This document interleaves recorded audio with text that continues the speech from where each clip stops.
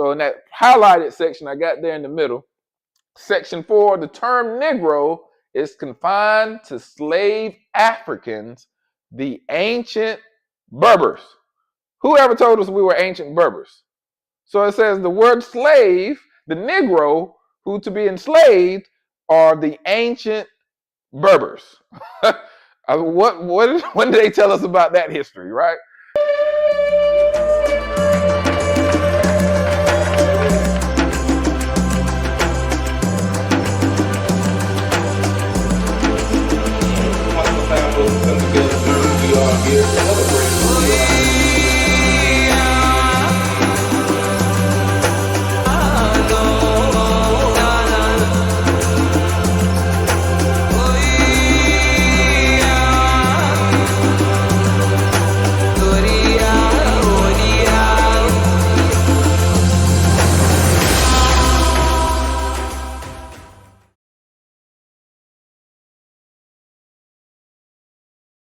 All right, next. So, I'm not a big person that goes to a lot of the extra biblical books, as they call them, or books outside the Bible. But from a historical standpoint, it is important, I think, because, some will go through that too. Some of the books, like I say, if for scripture to be scripture, you got to believe in the whole book. That's not like you can take, like a buffet, take this and leave that.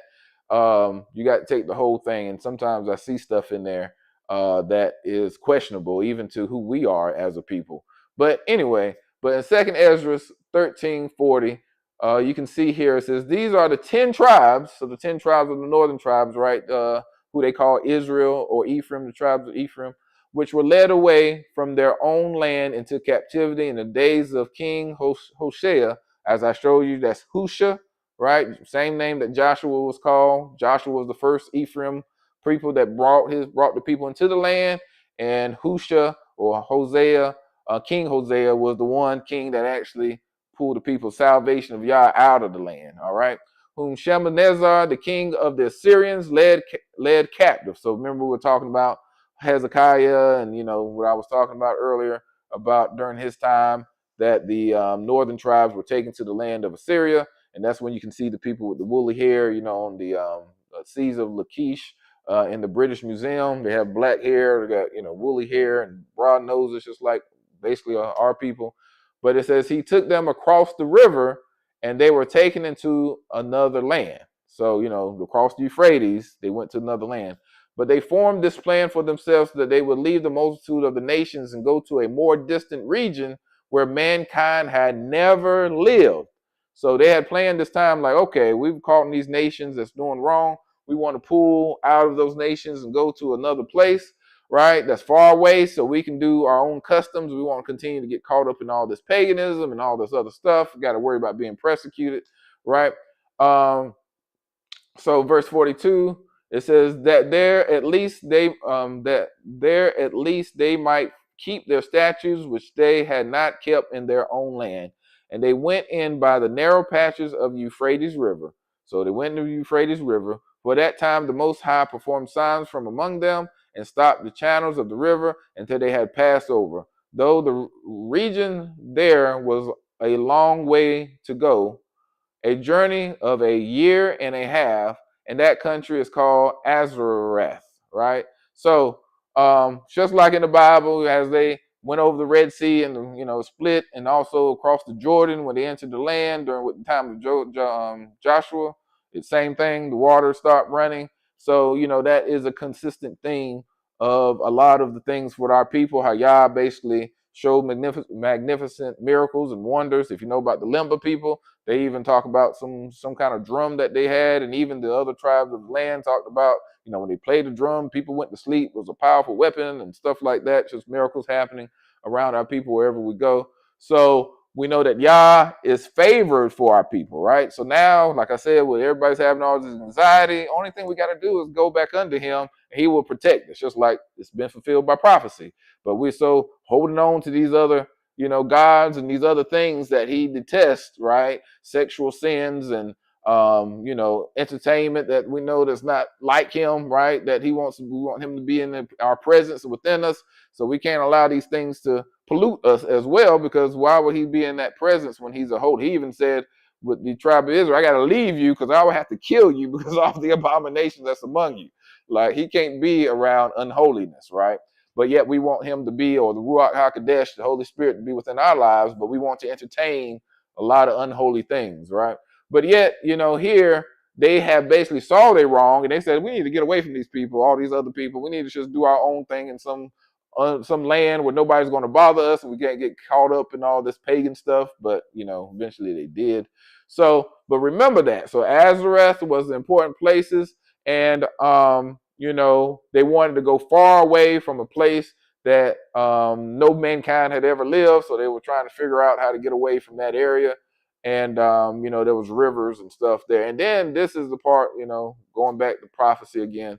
46, this is the prophecy of second Ezra. So remember, like I said, it says, then they dwelt there until the last times. And now when they are about to come again, the Most High will stop the channels of the river again, so that they may be able to pass over. Therefore, you saw the multitude gather together in peace.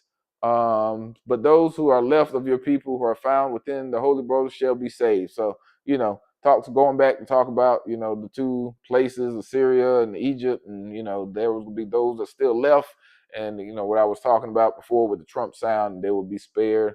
It sounds very similar. Can't say, with second Ezra where that actually, stemmed from. But so next, so we can see that this is the guy, Judah Awakens 28. He's on Facebook, I think, and YouTube. Well, he's been around for a long time, but he talks about, some of the maps and stuff, and he shows where some of the older scholars basically showed where this Azareth, and he talks about how the F was a different spelling than, what it was before. And you can see at the bottom of the map, you can see where it says Mauritania. So Mauritania, that's this country in Africa there. You can kind of see it on the right map, the modern day map all the way to the right. You see Mauritania is all the way to the left, but you can see in ancient times it was spread over a larger part of land, right? Mali, Niger. So it's very important. Even in genealogy, it's important that whenever you are looking back for your ancestors, like here in North Carolina, like I'm from families from Wayne County, North Carolina. But, long time ago, it wasn't called Wayne County. It was called Dobbs County. And it was a bigger region. They broke Wayne County up in multiple different counties. But if I'm looking for my ancestors, I'm looking up Wayne County and I'm looking at the wrong period, they're not going to show up. I got to type in Dobbs County, right?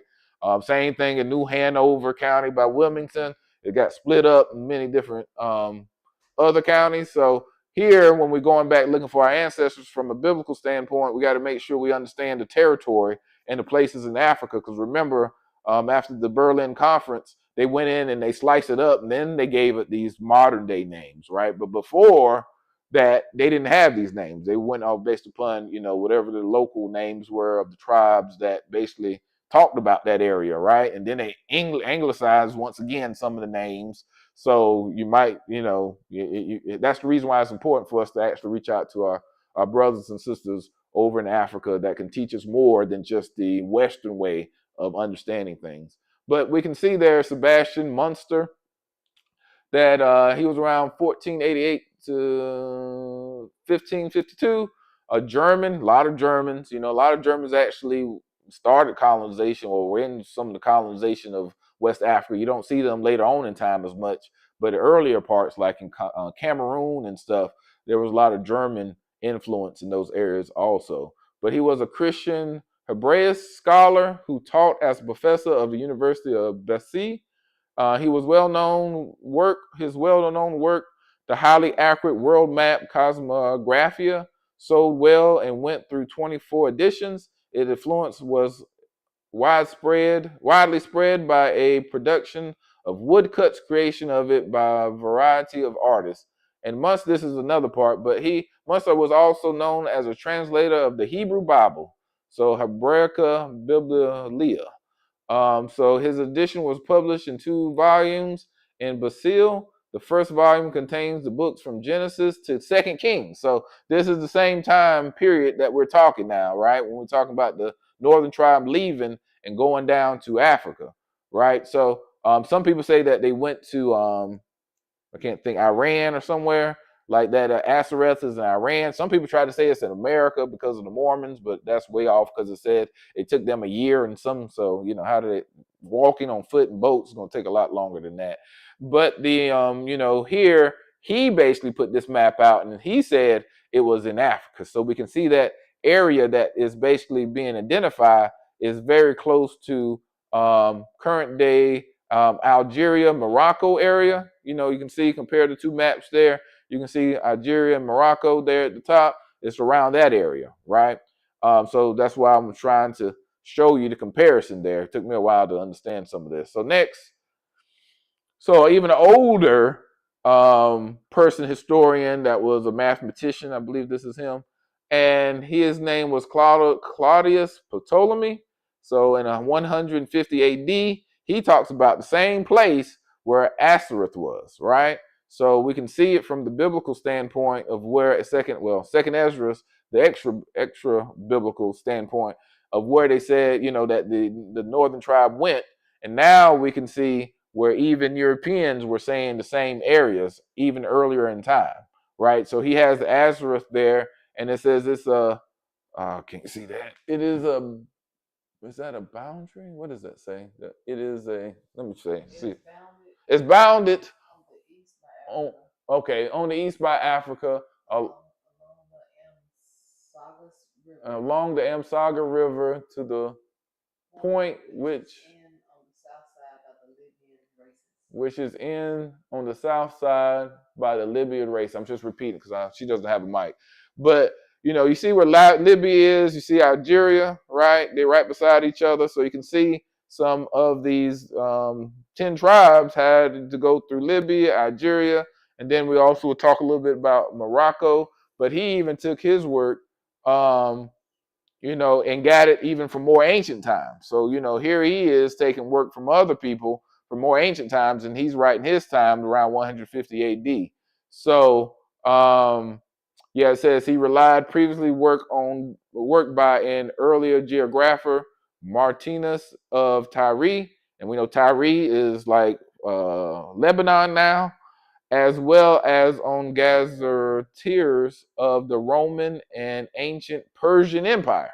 So, you know, showing you that he was going based upon this, and that's what he was saying that Azareth was. And we know that, you know, Second Ezra is saying that's where the lost, they say the lost tribes of Israel, but the 10 tribes of the northern kingdom actually went as well. All right. So looking at my DNA, this is my DNA. You can see Yoruba, right? On my DNA, 42%. Now, just to make sure you understand, different tests will say different things. But as what we're trying to do, at least through Mamleket Kohanim, is connect people to particular tribes. Where if you go to Ancestry, now Ancestry got some new features where they'll try to say, you know, these people took this DNA test and you connect to one of these tribes. They don't tell you exactly which one. But even if you look at those list of tribes that they say, if you take those and try to look up their history, you'll see that they even have history of coming from Israel, or at least the Middle East as well. So that's what we're trying to do. But Yoruba, you can see it says 42. Other, like my aunt, I got hers, and hers is say Igbo and Yoruba. So, you know, all those people are in that region. And they also now, modern day, so this is a modern day, right? They also are, you know, interbreeding together and marrying. So, you know, it's not the same as slave times, but we at least can get a closer understanding of some of our DNA and how it connects now, right? All right. So next, and this is my DNA again. And you can see, you know, they have on number 3 there, you know, they have number 1 is Limba, number 2 is Bantu, number 3 is Yoruba, right? So if we look at some of those connections underneath Yoruba, we see Moroccan, right? So Yoruba, what does Yoruba have to do with the Moroccans, right? Then you see Jew Ethiopia, Mozabite, Yemen. And then at the very end, you see Jordana, right? So Jordan area, you can see Yemen, right? So we talked about how the Israelites went to Yemen and all the different places after 70 AD, or even, you know, even now we're talking about the northern tribe that was before 70 AD, right? They were in the BCs when they were sent in captivity, and how they start migrating over to West Africa. So we're going to talk a little bit about that with the Yoruba tribe, all right? So next, So this is the I know I won't be able to read this from there, from the TV, so let me bring it up locally. But we see the, remember if you scroll back up, wifey, Isha, go back to one slide. You can see Mozambique, right? Most people don't know. I didn't know what in the world Mozambique was. I was thinking Mozambique or something. But if we go back down the next slide, we can see the Mozambique people of Banu Mazab are a Berber ethnic group inhabiting the Maghreb natural region in the northern Sahara of where? Algeria. So we got northern Algerians, right? One of the Zenati, I don't know if I'm saying that right, Zenati languages in the Berber branch of the Afro-Asiatic family. So Africa and Asia, right? So the Israelites were Hamitic and they were Shemitic, right? Shemitic first and then Hamitic. So a mixture of Shemitic and Hamitic people, because we know Judah married a Canaanite woman. So we got a Shem, son of Shem, marrying a daughter of Ham. So Afro-Asiatic, okay? So Afro-Asiatic family, the Mozabites are primarily Ibadad Muslims, but there was a small population of Mazabi Jews as well. So they know that Jewish people were in this region, right? So we're going to talk a little bit about them, right? Then if we go down in the history part, it says in 767, a refugee Persian Abadad leader founded the Rastamid dynasty in the region leading to the most of the Berber, keeps on saying Berber, population adopting Abadai Islam after being defeated at Tuat by the Fatimid Caliphate in 911. They were banished to, I don't know what this place is, Araga in the Sahara. So after being in the north, they were defeated and they were pushed down to the Sahara, right? Close to the desert, right? Getting pushed down, further down in Africa, right? From being in northern Africa to getting pushed down to Central Africa, right? So if we skip over some of these and then let's talk a little bit about the language. I didn't highlight that, but Mozambites speak the Mozambite language, a branch of the Zanti group of the Berber languages. Remember that, right? So remember the Zanti group of the Berber languages, all right? So Mozambite Jews in French Algeria. It says in 1881, 1 year before the French annexed the Mazab, there were estimated 3,000 Mozambite Jews out of the 30,000 Algerian Jews. So it didn't say just 3,000 Jews, right? They said there was 30,000 Algerian Jews, and out of those Algerian Jews, there was 3,000 of them that were the Mozambite Jews, okay? So by 1921, the latter number would grow to 74,000, but the Mozambite Jews community would remain small, with most Jewish migrants settling in the north. So so there was a group that was still staying the same, but the Algerian Jews grew, population grew while the other one stayed small. So if we go down at the bottom, it says with an anti-Semitism on the rise in the late 1800s, the French colonial power sought to decrease the Jews' commerce in the South and prevent further Jewish collaboration with Muslim communities. They continued to distance the Mozambique Jews from the other Algerian Jews affairs by keeping Mozambique or Mosaic laws for civil matters and French indigenous laws for public and criminal matters. It was not until 1961 the French National Assembly Law 61805 that Mozambique Jews were granted common law civil status and French citizenship. So they were persecuted, right? So we know about Deuteronomy 28. Now, why were these Mozambique Jews persecuted more than Algerian Jews, right? There's some history there that I don't know much about, but it's interesting, right? So these are the ones that actually so my DNA, going back a slide, right, shows some connection to Mozambique, right? So that's interesting, right? And then it also talks about Morocco, right? So Morocco's close to the northern part of Algeria, and so forth. All right, so let's go to next. Go back, go one more. Okay, so here we have on the left, like I was showing you on our website, the elder, this is his DNA. It came up as Zenata as a percentage, a small percentage, about 4%. But it says the DNA has linked you with the Zenata people, one of the main divisions of the medieval era Berbers of northern Africa, along with the Sinhaja and Masumuda. They were traditionally nomads whose main home was the middle Maghreb.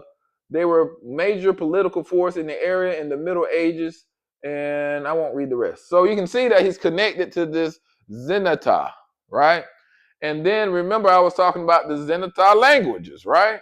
The Zenata languages are a branch of the Northern Berbers language family of Northern Africa, right? And it talks about later on that they were from the northeastern Morocco to the west of Algiers, and the northern Sahara from southwestern Algeria around Bakar to Zawara in Libya. So remember the other guy said something, the ancient guy said that they were close to Libya, right? That Ashereth, right, was in that area.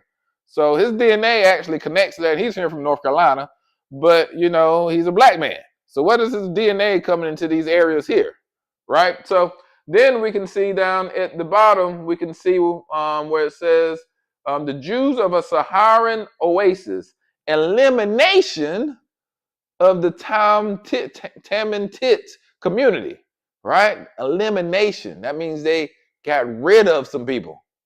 So, right? So, and we go back to the right there, the Tamantit, right? The Tamantit is a town and commune of, I can't say these words, in south central Algeria. All right? So connected. And we go down to that next paragraph. Until the late 20th century, the people of Tamantit spoke Garara, a variety of the Berber language called Zenati.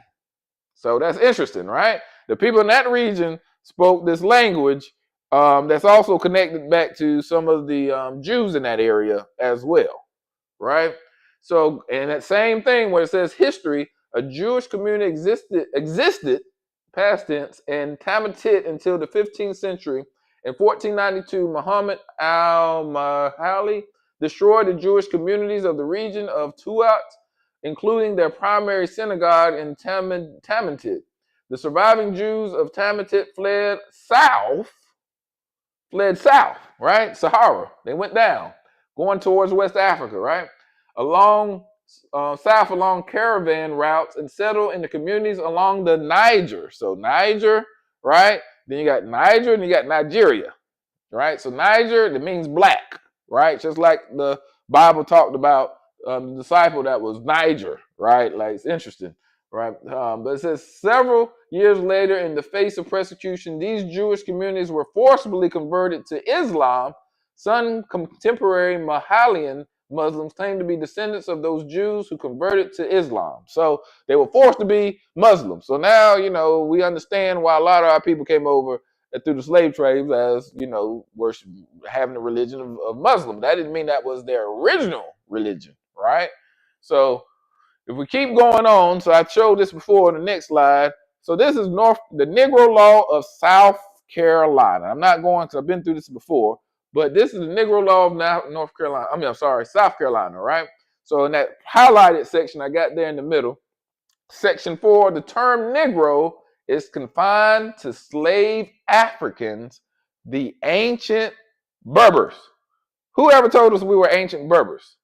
So it says the word slave, the Negro, who to be enslaved, are the ancient Berbers. What did they tell us about that history, right? And their descendants. So the ancient Berbers and their descendants, but there's ancient Berbers now, they try to say they look white, right? Like, wait a minute.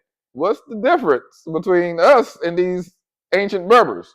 But if you look at some videos, they're saying the first ones that came there were black people, right? And then if we talked before, we showed before about the Soninke people and how they actually said they came from North Africa, from Egypt, Aswan, and went through North Africa and went down to start the Ouagadougou, or the ancient old Ghana Empire, right? So you got to keep track of these things, these names and stuff, right? But it's interesting that South Carolina will call us the ancient Berbers and their descendants. It says it does not embrace the free inhabitants of Africa, says that's the Egyptians. So South Carolina said we're not the Egyptians because we'll be free people if we were Egyptians at that time.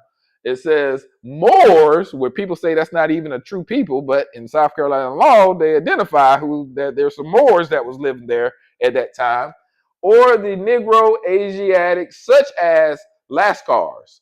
So, Lascars are the people at the top right. You can see them. They were dark people. Some of them living in India.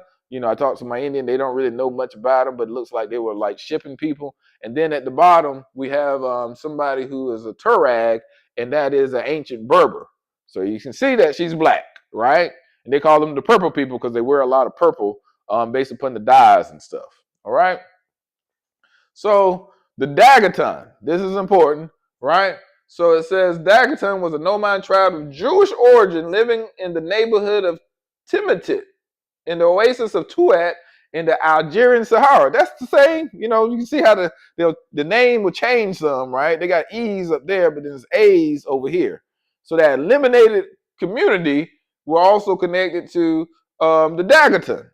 And then this man back here, he was a Jewish teacher, and around the 1870s to 880s, and he actually visited Timbuktu, Mali. So remember, these people got pushed to the Sahara, and that's like the Mauritania, the Mali area, right? And he talks about how, let me see, according to R. Mordecai, the Daguerreotypes lived in tents and resemble the Berber Turags. That's if you go back a slide. Angel, go back a slide. So on the right bottom, that's the Turag, right? He said the ancient Berbers resemble the Turags. Look like these people. That's not the people. They look like those people. All right. So we go back, and it says, let me see. Okay, I'm sorry. According to R. Mordecai, the Daguerreotypes live in tents and resemble the Berber Turags, among whom they live in language, religion, and general customs. They are fairer in complexion than the generality of African Jews and are conscious of their origin. They are subject to the Turags. So they're saying, going back to the slide, that the Jews were darker than this woman, that these Turags are fairer in complexion than the Jewish people were that was living in Africa. Shows you something, right? So, let's go back.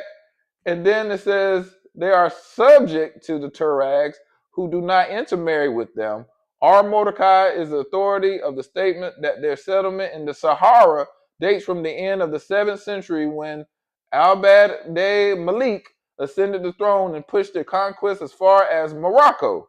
At Timitit, he tried to convert the inhabitants to Islam, and as the Jews offered great resilience, he exiled them to the desert of Ajah, as he also the Turags, who had only partially accepted Islam.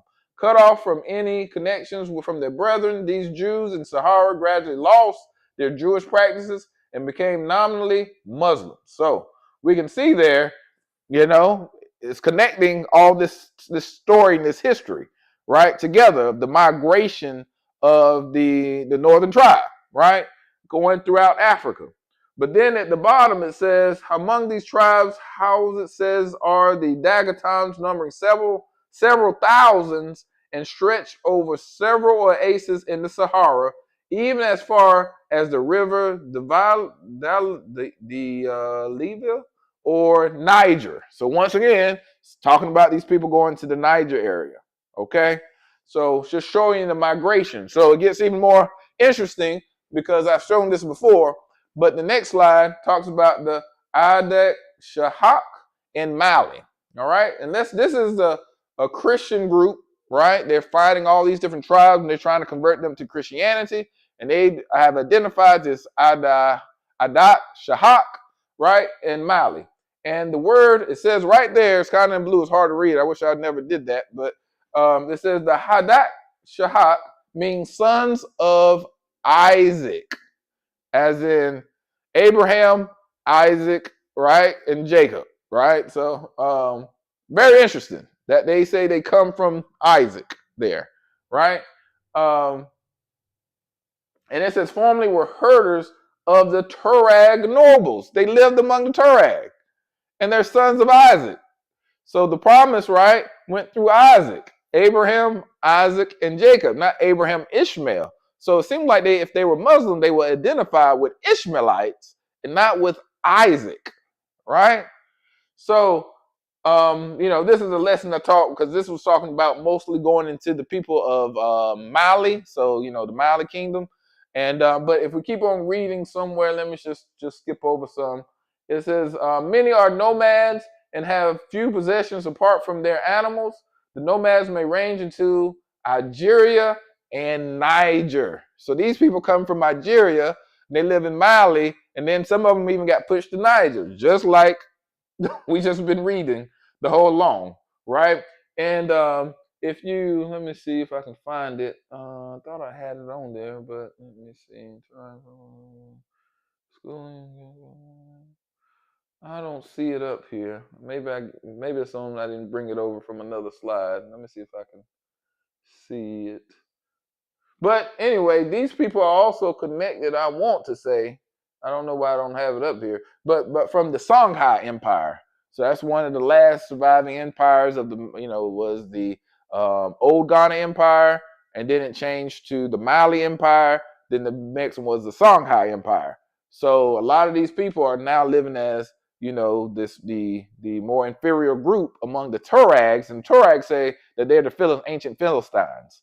That's interesting as well, but we won't go into all that. All right, but what we'll do next. So this is Stephen Graham, and he's basically what we saw about. He did the same thing about the Israelites. That the Jerusalem that we see is not the true Jerusalem, right? He did all that investigating, showed Chief Hashua, and he showed a lot about. So we showed that. But this is when he's going to talk about the Moroccan Jews, right, of Mogador. So, he's going to, he's also branched as a Muslim Israelite. Just remember that too. A lot of us been branched from a Christianity Israelite, but he comes from the Muslim side of the understanding who he is as an Israelite as well. So I think he's from Jamaica, and I don't know what the other place is from. So we're going to play some of his video here, and hopefully this will help give a better understanding as well. All right. So we're getting into Yoruba too, the Yoruba people.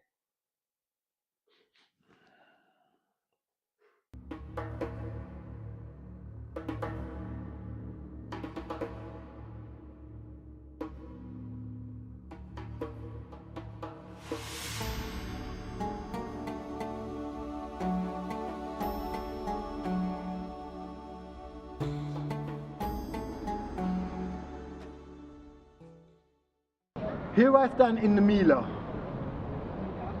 the Jewish quarters of the Medina of Esrauia, formerly known as Mogador.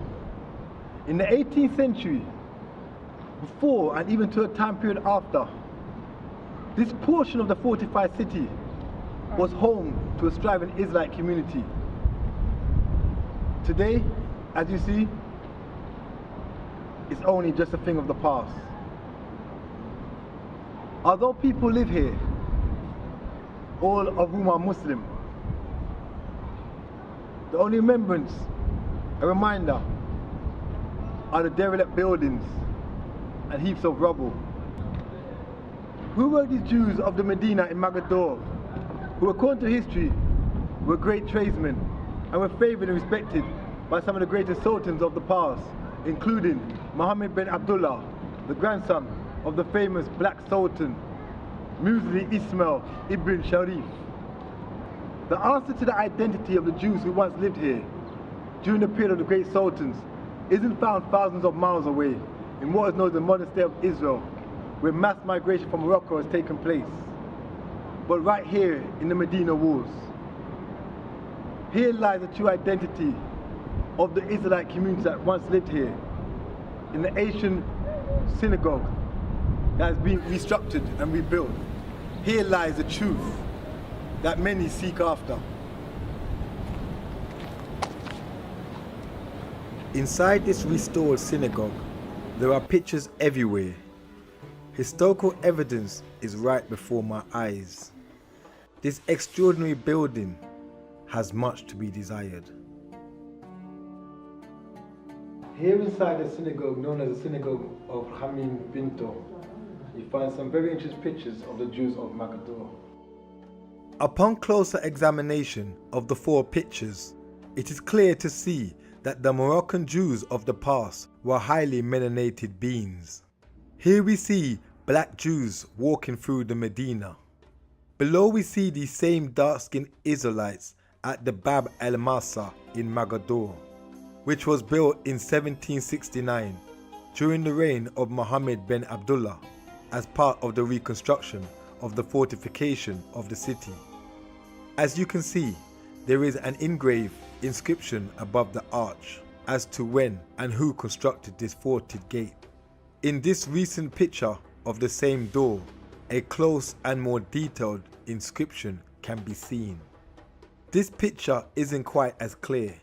However, the 4th picture clearly depicts these ancient Israelites who lived in the Medina as melanated people. Wanting to understand more about the pictures, I asked the Guardian, who was unwilling to go on camera, to inform me of what these pictures represent. These were his words. Is Muslim Jewish together. Muslim Jewish together. Together, c'est avant la Deuxième Guerre. I was not at all surprised by the Guardian's statement. From a Quranic point of view, the term Muslim, meaning one who submits, predates Muhammad. It was time to explore the rooms. In the corner, there was another picture of these black Jews at the Bab el-Masa, and an even more fascinating one on the wall in this dark room.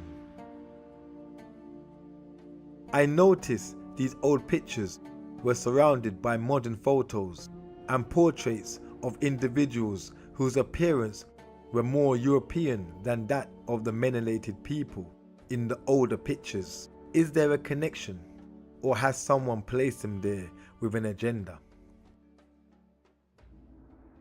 I was told that this is Hamim Pinto, the chief rabbi of the Israelites of Maghreb in the 18th century. This time period coincides with the days of Muhammad bin Abdullah, the Black Sultan of Morocco, and the Black Jews of the Millah, who I prefer to call Israelites. Knowing these historical facts and looking at the portrait of Rabbi Hamim Pinto, is it possible to believe that he was born a Jew from the same stock as the dark-skinned Israelites in these pictures?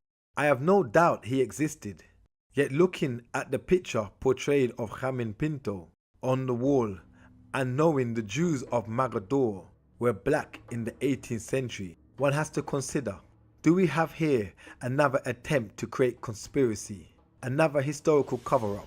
Is this picture a true representation of Rabbi Hamim Pinto? And if it is a true portrayal of him, was he then a missionary who ministered unto the people, who we see in these pictures that resemble our brothers in the motherland regarding their features and appearance? Personally, the portrait of Rabbi Hamim Pinto looks more European Jewish than the Moroccan Sephardic Jew found in the modern state of Israel, and nothing at all like the Jews of Maghreb in these pictures found in the synagogue. As I made my way upstairs to explore the rest of this restored house and synagogue, there were more paintings, none of which depicted Israelites that looked like the people in the pictures who the Guardian of the synagogue spoke of.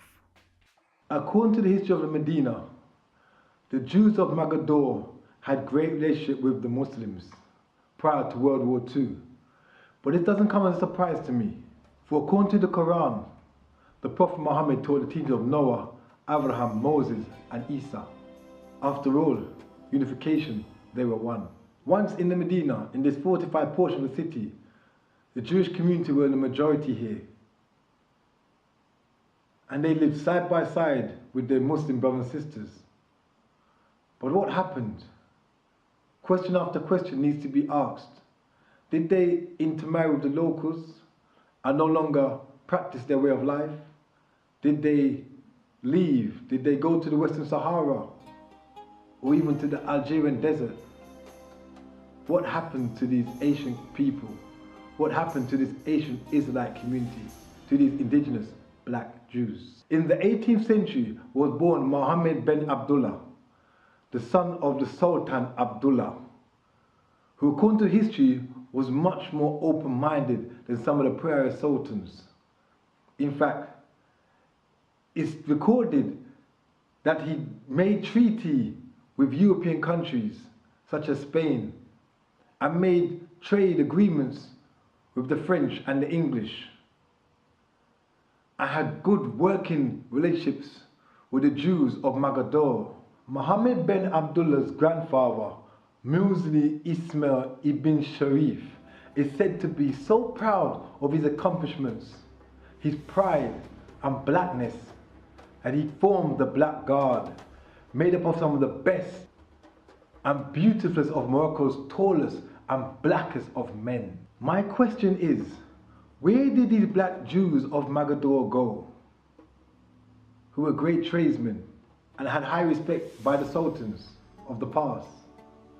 Did they go further south into Africa, deep Africa, or did they mingle with the locals or the traders with who they traded from Europe, intermingling and creating genetic changes, family ties, and alteration of their genes? Who are the Jews of Morocco in the state of Israel today? What happened is my question. Many unanswered questions, much to learn, so much to research. But one thing I do know, that the indigenous Israelites who were here in Magador in the days and during the period of Mohammed ben Abdullah were melanated beings and features and characteristics as those of indigenous Africans. This I am sure of.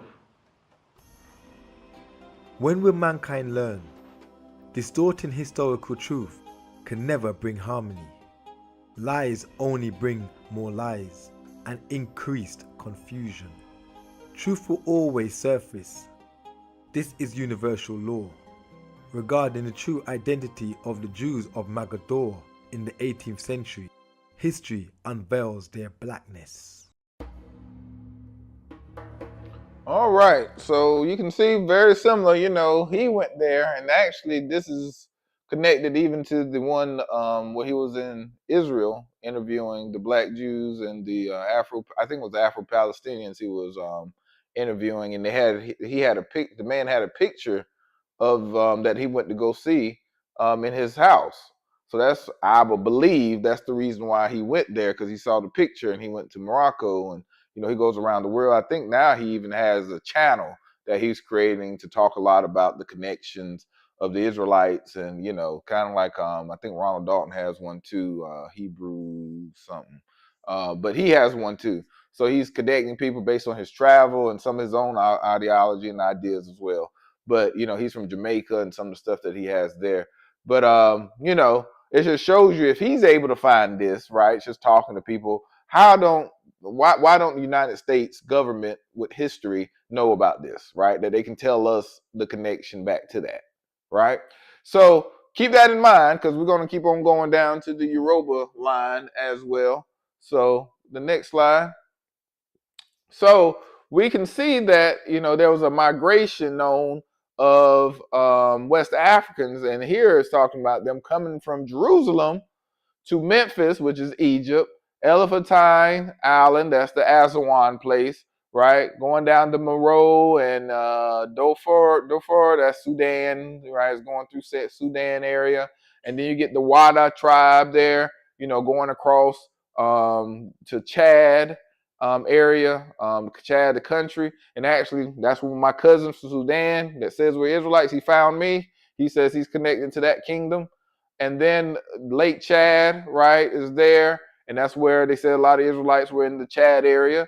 And then you start getting down, from Lake Chad, they start going down to like Cameroon and different places, but they still keep on going over to the left to Kano. You'll hear people talk about Kanu or Kano.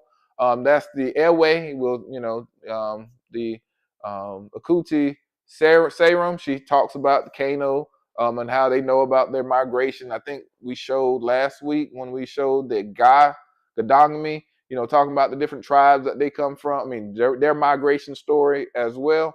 And then you see Songhos or Songhai, right? That's the Songhai Empire that I was talking about. Those Adashak, or whatever you call them, the sons of Isaac, they connected to that empire. And then you can see the Yoruba and the Ashanti. But Yoruba, but then you can say, hey, this is not coming from Algeria and Morocco, right? But see, that's the thing. There's multiple migrations of people that happen that they came back together in West Africa.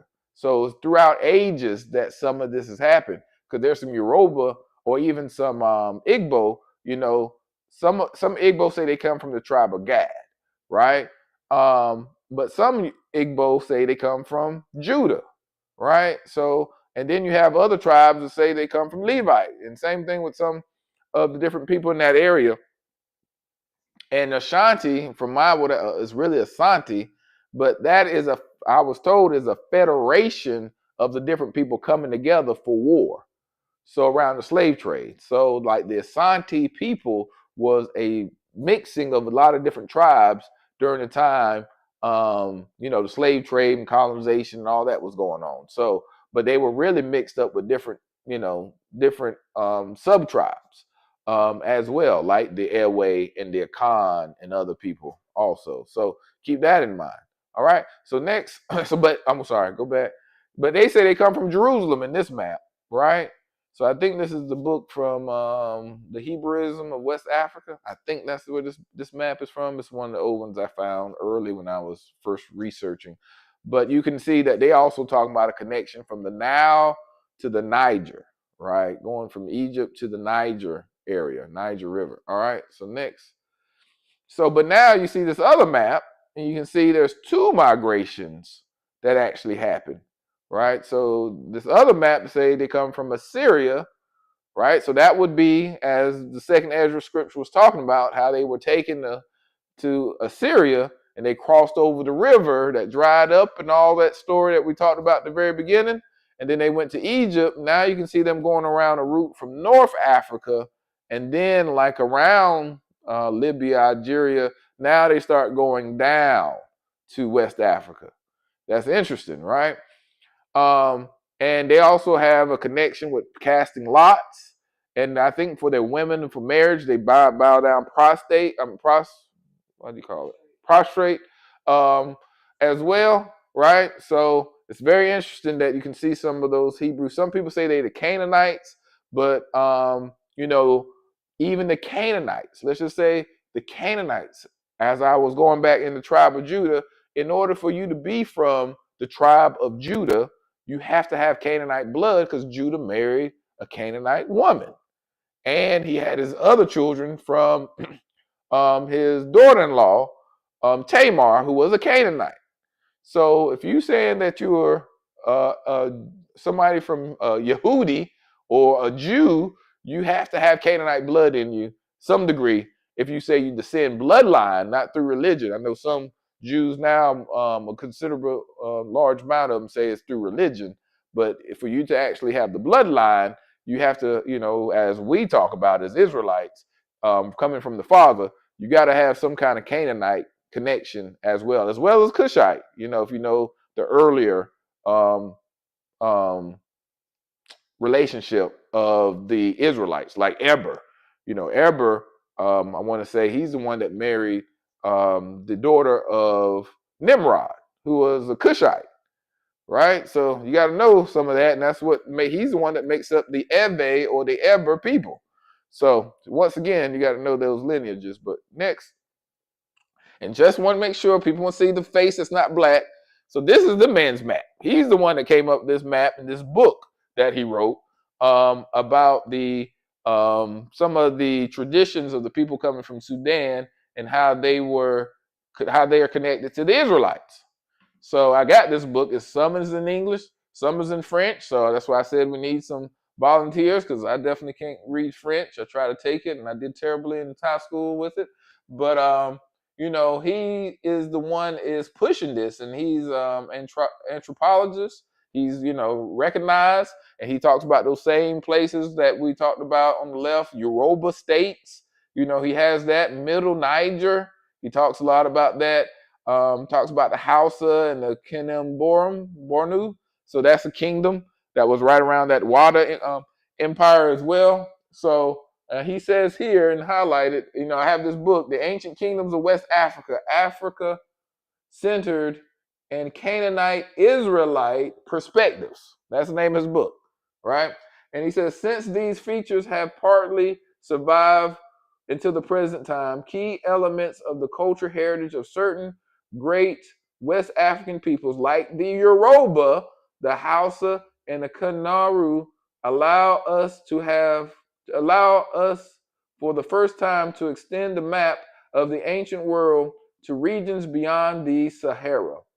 On the other hand, owning to the survival of the basic Canaanite Israelite cultural pattern in specific African societies, important new insights for the understanding of Shemitic, he says Shemitic, right? Not Hamitic myths and ritual features can be derived from existing African situations. And I won't read the rest of it, but he then talks, maybe I should. So I don't know where that sentence starts, so I'll just keep on reading. The study gives new relevance to the topics like the dramatic performances of the New Year festival, the reenactment of the dying and rising God, the social implications of the connections between myths and ritual with respect to specific fields of an inquiry in ancient Shemitic religion. The present volume deals with the ritual underpinning of the Ugaritic Baal cycle, Baal, like the sun god. So you can see how Baal was the major god of the Canaanite people that the Israelites kept on trying to follow, right? So that's interesting. The mythological background of the biblical distinctions between the Isaac, Jacob, and Ishmael. So we just talk about the Idashak, right? There's a distinction between those that say they came from Ishmael versus those that came from Isaac. So, here's a website. Just go to his website, Dirk Lang, I think it's .com. At that, you have his name there. Just Google him, right?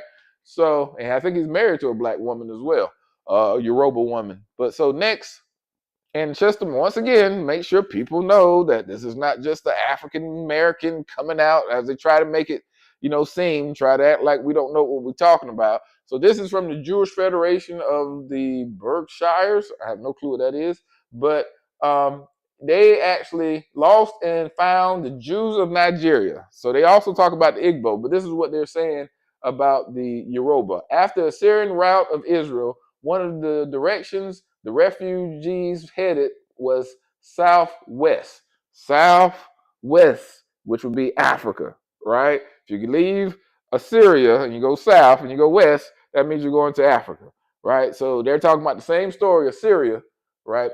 That's in the Bible. Before there were nation states of the African continent, there were tribes, and it was into several of those tribes in what is now Nigeria that some exiled Jews assimilated, marrying and having children. The Yoruba Jews, numbering around 2,000, called themselves Bene Ephraim. So Ben, remember I said something about Ben, like son, or Bene, children of Ephraim, as they believe they are descended from the tribe of that name, Ephraim, right? And the Anag, the Efik, and the Ibobo peoples have also have ancient religious practices similar to those in the Torah. So here's some other groups of people that's connected, right? So if you start looking at the Efik people or the Ibobo, I think you'll start seeing the Bimalike. The Bimalike people are from Cameroon, and they're connected to the Tikars. So you start seeing my DNA had Tikar and stuff, Bamoon, these people are all connected as well.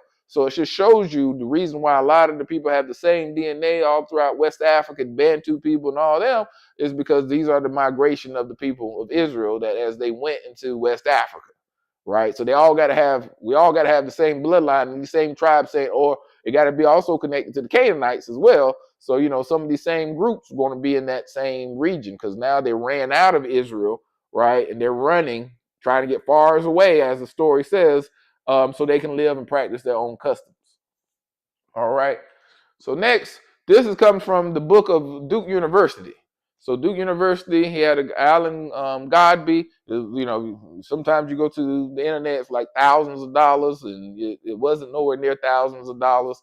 But they talking about, he talks about, he was a Duke professor, I think in the 1930s, but he talks about the myth, like there's needs to be a re-looking at what is actually the Israelite history and the Jewish history, and he goes through different stories. But he has these pictures in the back, and here in the back he talks about the one on the right side. Well, the one on the left is interesting as well, but because it says Negro Judaism, Rabbi. Well, I'm sorry, I don't like saying the rabbi name, but Hailing Hank Lenit. I can't Lent. Oh, that's an H. I thought that was an I. Or Bishop A.W.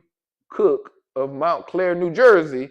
He announces that the Negroes are the only real Hebrews. So evidently, way back, they were still saying some of the same things that some people are saying today. So, but on the right is the one that I'm trying to talk about.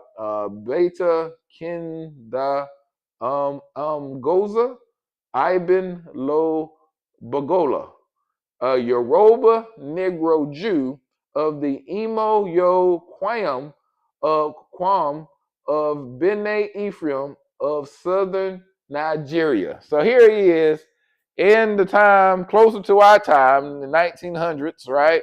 Looking like, somebody we'll know, and he says he's coming from that same tribe. And the Imo Yo Kwam means the strange people, because when they came, right, it's not all the Yoruba are not all the same, right? These people came among the Yoruba, and they call this part of the Yoruba, they, intermarried within them, but they call them the Imo Yo Kwam as the strange people, like they do strange customs, right? Which is also interesting, right? Because a lot of the stories that say that the, Cambridge University and other people say that the ones that got sold into slavery were the ones that had more of the Judaism customs. Those are the ones that actually got sold into slavery by the other tribes. That's what Cambridge University says, at least Western people say. All right, so here's a video from the lady again, and she's going to talk a little bit about the Yoruba people and their migrations from an African perspective.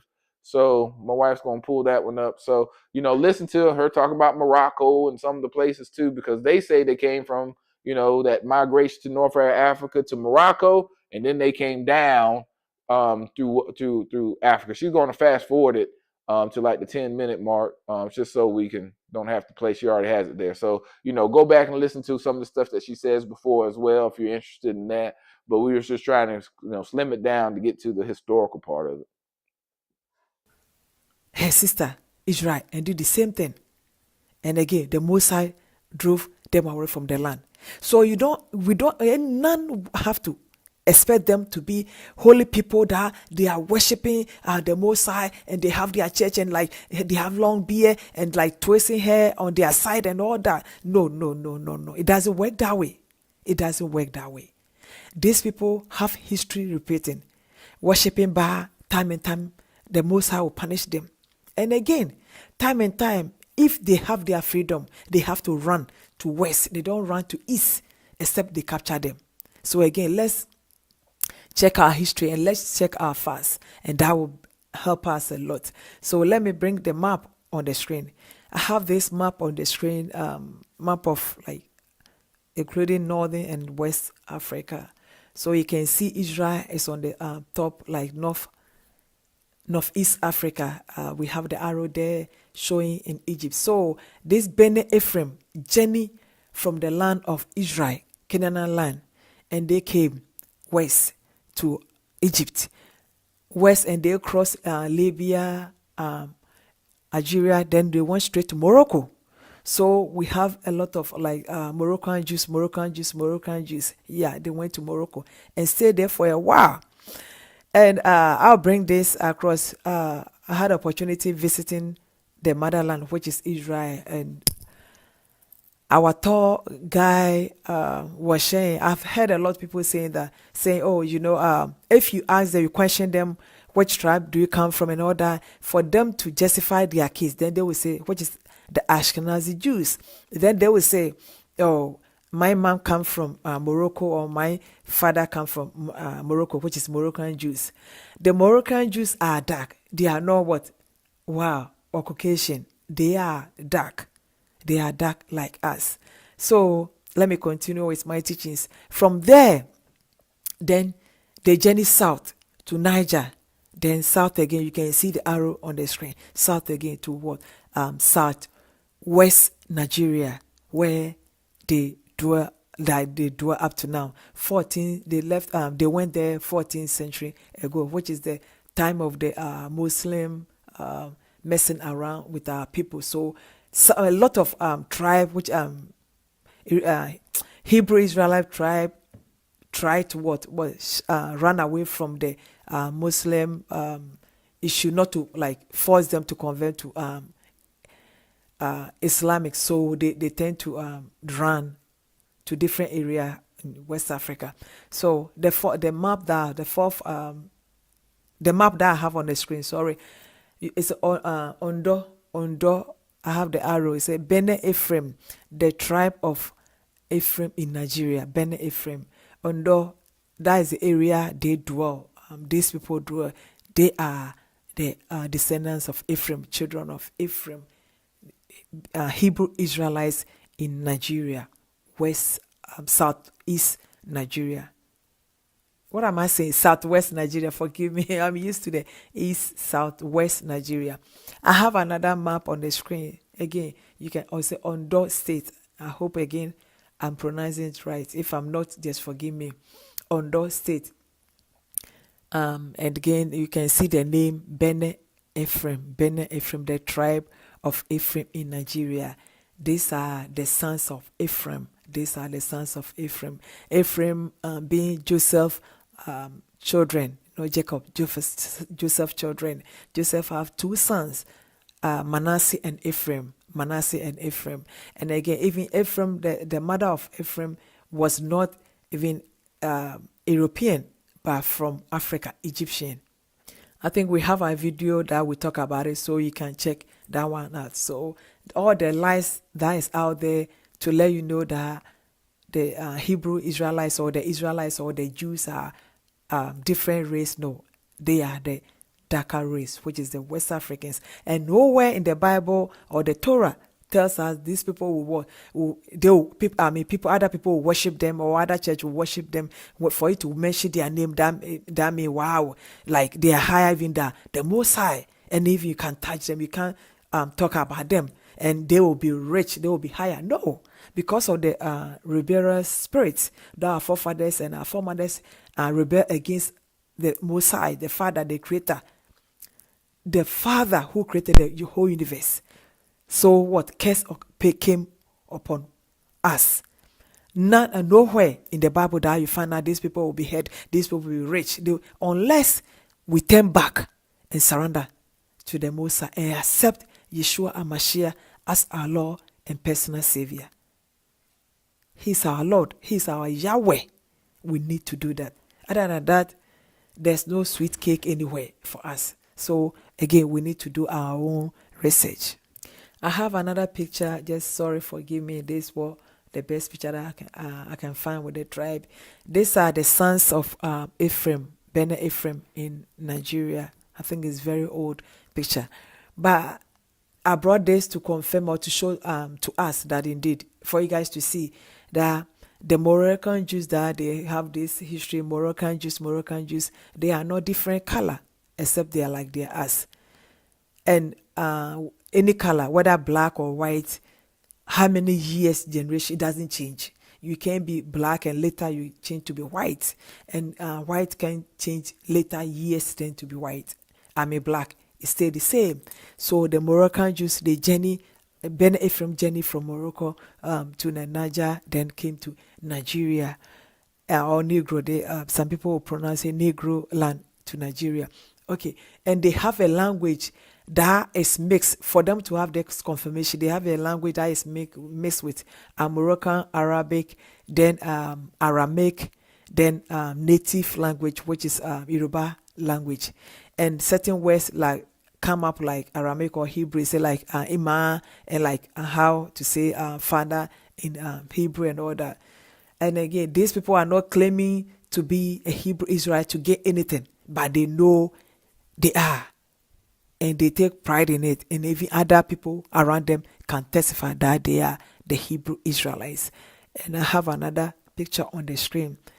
Another one, this one too, you can see clearly. Say, I didn't wrote it on the screen. I found it, and I'm using it to show it that indeed these people are in Nigeria, and they are there right now. If you go to search, you can find them. It's a Ben Ephraim, children of Ephraim. You see, Imo Oyo Kum. I hope so. All are strange people. I hope so I'm pronouncing it right.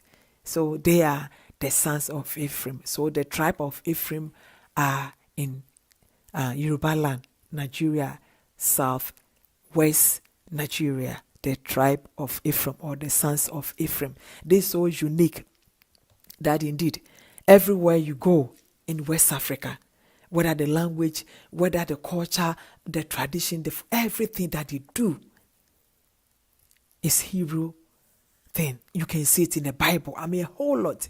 We have a whole lot of teachings that will bring it for you guys to see.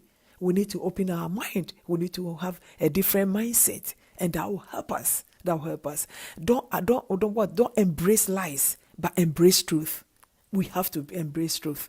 We need to embrace truth. It's very, very important for us to embrace truth. You see, I came across one guy video, and I think he went to Morocco doing some research. So he went to the oldest synagogue, and from the moment he entered, I think I don't know whether he have a hidden camera or whatever, but all the pictures on the wall, back how many years ago, rabbis pictures on the synagogue on the wall are all the Ashkenazi Jews, but the actual Hebrew Israelites pictures that indeed they're supposed to show that these people are the original Hebrew Israelites that came to Morocco. Those pictures are hidden. I mean, they kept it somewhere, and the guy found it's like they push it aside in dark place in that synagogue on that temple. Because why? They don't want people to see. For anyone to see, they will realize these people are lying. We need to search the truth, and this very truth shall set us free. The book of Revelation, chapter 3, 8a. It says, I know their works. All right, so you heard her, once again, somebody from Africa perspective. One of our Makudis over there, Mishpachah family members over there, and talking about the same history. It sounds like she probably saw the same video that we just showed. I didn't realize that before I played it, but it sounds like she might have saw the same video, and that just shows you how important it is for us to communicate and to work together, and why we, do Memleket Kohanim like we do, is trying to reach out to the people throughout the four corners so as to get our history established. But just like she was saying, she was hinting towards it. But we're creating a map, still doing a migration map to try to talk about, whenever we're hearing these migrations, to try to document it on the map. But as I was doing that, I was coming across a lot of the different communities that was in that Maghreb, the North African region there, and Northwest African region. And a lot of those, they were talking about how there was an ancient community that was against the Talmud. There was one that was for the Talmud, and they were kind of forcing, back and forth, even in those areas.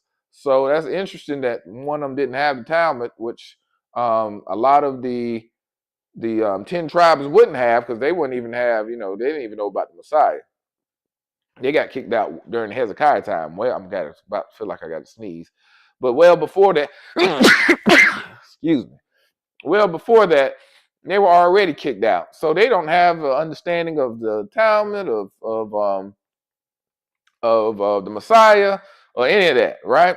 So they were resistant, just like we're talking about the black coaching Jews of India versus the white Jerusalem Jews that they were talking about, right? That was a big debate there with some of their customs and practice. Well, like we talked about Eldad the Danite. So remember, a lot of this is coming from that Eldad the Danite and how he talked about he knew about where some of his people came from, West Africa, right, versus East Africa, or they migrated from the east to the west, of course, coming from Israel. But he talked about a lot of those tribes and those nations of people that was living there. All right.